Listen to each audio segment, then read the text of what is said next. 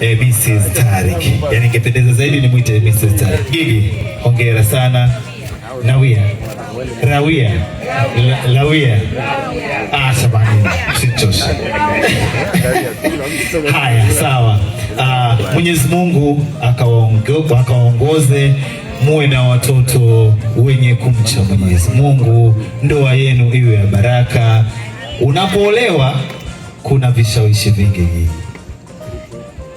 Kuna watu watakuvunjisha moyo.